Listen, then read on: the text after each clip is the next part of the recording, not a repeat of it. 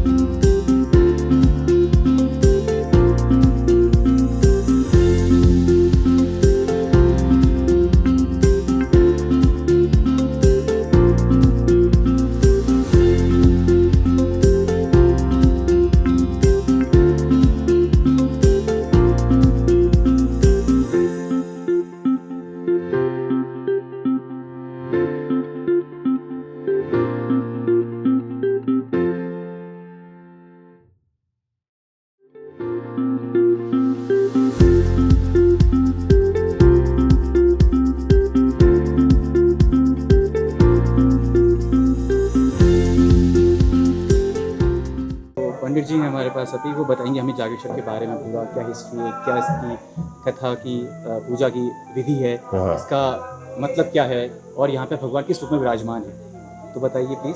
नमस्कार, मैं पंडित निर्मल कुमार भट्ट। ये ज्योतिर्लिंग जागेश्वर है। यहाँ पूरे जो है इस कॉम्प्लेक्स में 125 मंदिर हैं। और जो 7वीं शताब्दी से लेकर 14वीं शताब्दी तक इनका पुनर्निर्माण हुआ है। अच्छा। उससे उससे पहले ये बताते हैं कि काट के थे, लकड़ी के, और एक ही रात में बने हुए हैं पूरे मंदिर। अच्छा। फिर दोबारा 7वीं शताब्दी से लेकर 14वीं शताब्दी तक कत्यूरी राजाओं द्वारा इनका पुनर्निर्माण किया गया, जिनको कि 700 साल लगे पुनर्निर्माण में। अच्छा। 125 मंदिरों को 700 साल 700 साल 7वीं शताब्दी से लेकर 14वीं शताब्दी तक इनका पुनर्निर्माण हुआ है। उसके बाद जो है 125 मंदिर हैं। 125 में से 108 जो है शिव जी के मंदिर हैं। इधर 125 में से 108 शिव जी के मंदिर है। शिव जी के नाम से 17 जो है अन्य मंदिर है, जिनमें से कि दक्षिण मुखी सिद्धपीठ हनुमान जी है, यहाँ है सूर्य का मंदिर है, नवग्रह का मंदिर है, भैरवनाथ जी का मंदिर है, पुष्टि माता है महाशक्ति, उसके बाद अन्नपूर्णा माता है, और ये नंदा देवी नयना देवी मंदिर है, नौ दुर्गा, भैरवनाथ जी का मंदिर है। तो यहाँ ये जो ज्योतिर्लिंग है 8वां ज्योतिर्लिंग है नागेशम दारुका बने ज्योतिर्लिंग। नागेशम, इसका मतलब ये है कि नागेशम, यहाँ भगवान को यागेश्वर, नागेश्वर, जागेश्वर 3 नाम से जाना जाता है। अच्छा। जो कि नागेशम दारुका बने ज्योतिर्लिंग जो है 8वां ज्योतिर्लिंग है। तो नागेश्वर के रूप में यहाँ विराजमान है, वो भी अर्धनारीश्वर में है। आपने देखा होगा कि पिंडी में एक भाग में माँ पार्वती, एक भाग में शिव जी, तो एक ही पिंडी में 2 हैं, अर्धनारीश्वर में है। तो इसलिए जो है आप ये देखिए, ट्विन पेड़ यहाँ आपको ज्यादा मिलेंगे। ट्विन पेड़ आपको ज्यादा मिलेंगे। इधर आइए, एक पेड़ यहाँ ऐसा है जिसको कि देवदार का पेड़ है, यहाँ से आपको पूरा दिखाई दे रहा है। ये भी अर्धनारीश्वर में ही है। इसको भी शिव और पार्वती रूपी दारू का वृक्ष माना जाता है। ओके। ये वाला पेड़ है। ये जो दोनों साथ है, नीचे से एक है, ऊपर से 2 है, क्योंकि ज्योतिर्लिंग जागेश्वर जो है अर्धनारीश्वर में है। अच्छा, अर्धनारीश्वर में होने के कारण नीचे से एक है और ऊपर से दो है। अर्धनारीश्वर, अर्ध मतलब आधा, आधा आधा शिव जी है, आधा पार्वती माता है, माँ पार्वती है। तो नागेशम दारुका बने का मतलब क्या है, जो कि 8वां ज्योतिर्लिंग है, 12 ज्योतिर्लिंग टोटल है, उनमें से 8वां ज्योतिर्लिंग यहाँ है नागेशम दारुका बने, वो भी अर्धनारीश्वर में। आप देखेंगे यहाँ नंदी नहीं है, अभी भी साक्षात जागृत अवस्था में ज्योतिर्लिंग जागेश्वर है। नंदी नहीं है इसमें? नंदी नहीं है इधर अभी भी। नंदी होने का क्या मतलब है? नंदी शिव जी का वाहन है, नंदी हमेशा वाहन साथ में रहता है। हाँ। जैसे भक्तगण आते हैं नंदी के कान पे बोलते हैं, तो यहाँ वो नहीं है, यहाँ डायरेक्ट एंट्री है। क्यों नहीं है? क्योंकि क्यों जागृत अवस्था में अभी भी, मतलब जागे हुए हैं, एक्टिव हैं आज भी।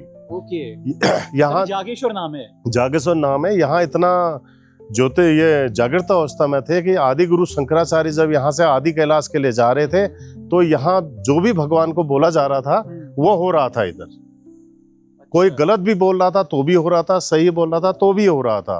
तो यहाँ आके आदि गुरु शंकराचार्य जी ने किलित किया इसकी, यहाँ किलित का मतलब बांध दिया कि कर्म के अनुसार जो है फल मिले इधर। ठीक है, तो यहाँ परिक्रमा होती है 1.5 परिक्रमा, 1.5 परिक्रमा, क्योंकि अर्धनारीश्वर होने के कारण 1.5 परिक्रमा होती है, आधी शिव जी की और एक होती है पार्वती माता की।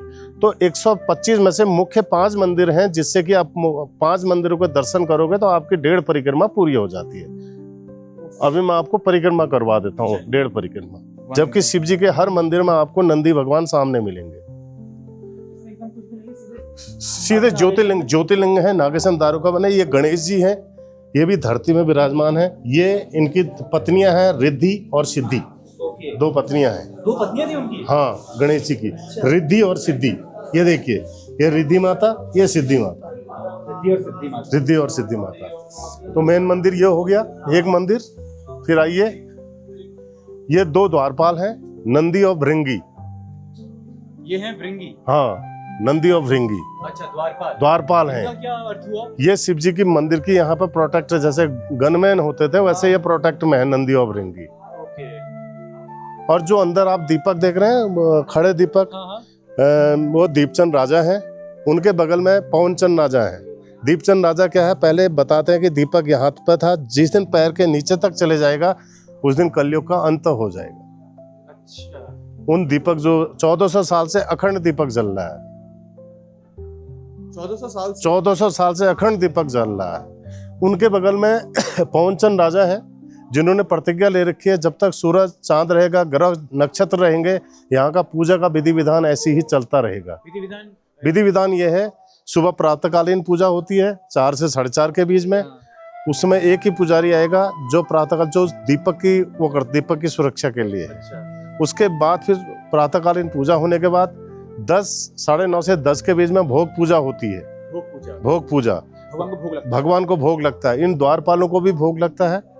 मैं अभी आपको दिखाऊंगा कि भोगशाला अलग अलग है। यहाँ की द्वारपालों की, महामृत्युंजय की, केदारनाथ का, और एक रेतपुरी महाराज है, उनका भोग अलग बनता है।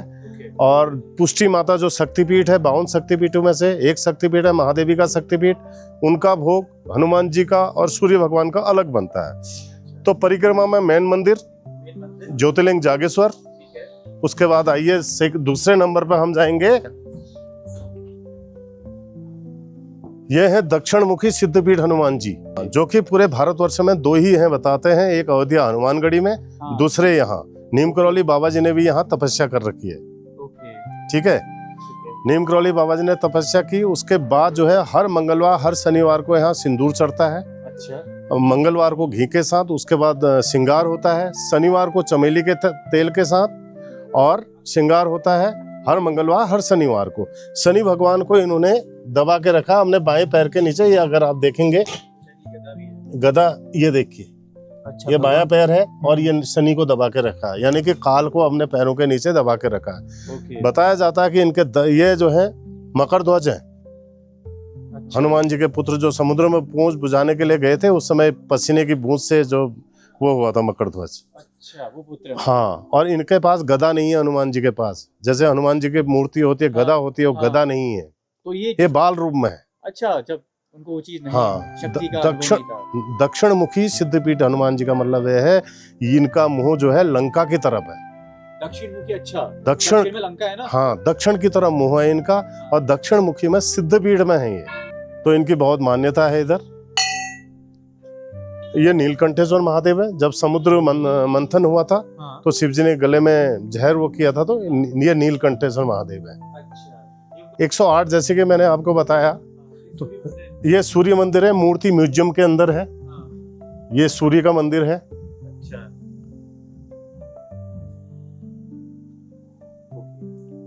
और ये नवग्रह का मंदिर है।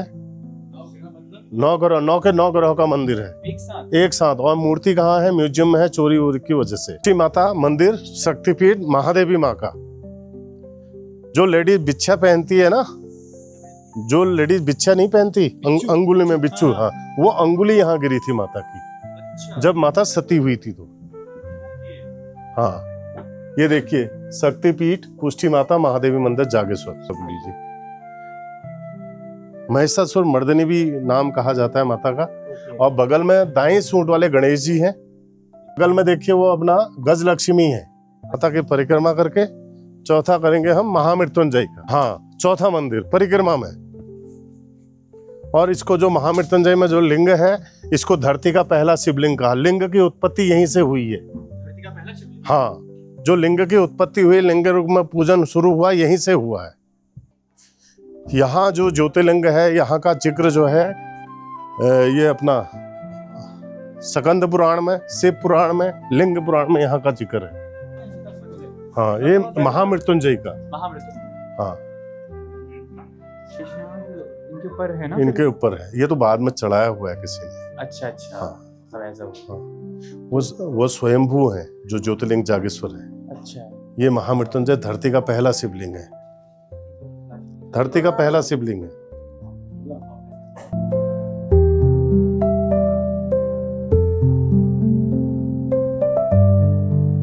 हवन कुंड क्या है? रेफरेंस पॉइंट के लिए, आपको इंडिकेशन के लिए है। महामृत्युंजय के मंदिर में आने के बाद आदमी क्या है, डाउटफुल है, नीचे को जाए ऊपर को जाए, तो ये हवन कुंड है। हवन कुंड होते हुए हम आएंगे इधर। ये है पेड़, वो पेड़, इसको भी शिव और पार्वती रूपी दारू का वृक्ष माना गया है।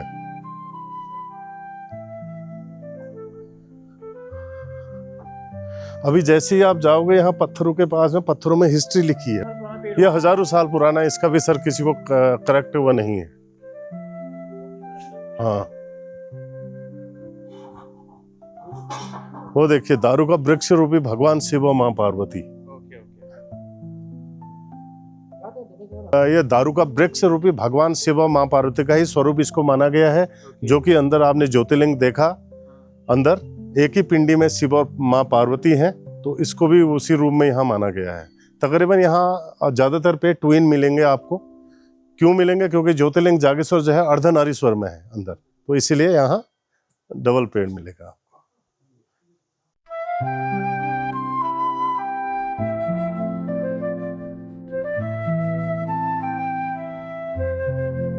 मुख्य 5 मंदिरों में से ये केदारनाथ जी का 5वां मंदिर है। यहाँ भी है नवदुर्गा नयना देवी मंदिर, यहाँ भी है। ये है जटागंगा। जटागंगा तो सबसे पहले इस नदी में दूध बहता था बताते हैं। कहीं साधुओं ने वो अपना खीर बना के खाली दूध वो किया, तो इसलिए तब से इसमें पानी आता है। आज भी यहाँ से 5 किलोमीटर ट्रैकिंग है। ट्रैकिंग का रास्ता है। जैसे जटाएं नहीं होती सिर की, वैसे ही पेड़ की जटाओं से पानी आता है। ये अच्छा, जहाँ से ओरिजिनल ओरिजिनल आ रहा है। उस समय ये लव कुश का हवन कुंड था। लव कुश जो राम, हाँ, राम के उनके, हाँ, कमल कुंड। कमल, मतलब क्या हुआ इसका अभी कमल होता है, इसमें कमल कुंड है। उस समय लव कुश का हवन कुंड था। उतने बड़े बड़े आदमी होते थे, बड़े बड़े हवन कुंड होते थे। उस अभी कमल कुंड है, लिखा हुआ है उस। हाँ, उस समय लव कुश का हवन कुंड था। इसके भी दर्शन लिखा हुआ है। एंड हो गया। एंड हो गया। इसके बाद लास्ट में मंदिर छोड़ने से पहले भैरवनाथ जी के मंदिर जाएंगे। भैरवनाथ जी के मंदिर में जाने के बाद वापस नहीं आते, क्योंकि आपका रोग शोक दुख दलित कष्ट पाप वहीं के वहीं खत्म।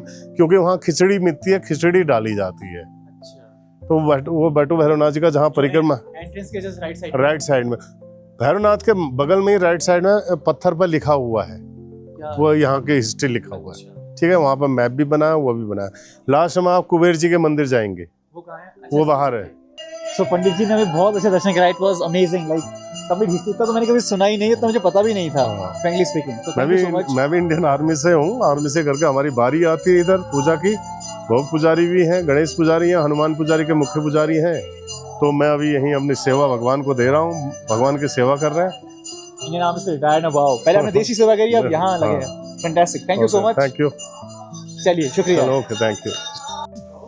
तो आखिरी दर्शन जब भी आप यहाँ से जाएं तो भगवान भैरव के दर्शन जरूर करें। इनका बालक का रूप है। अच्छा, देखिए अखंड दिया।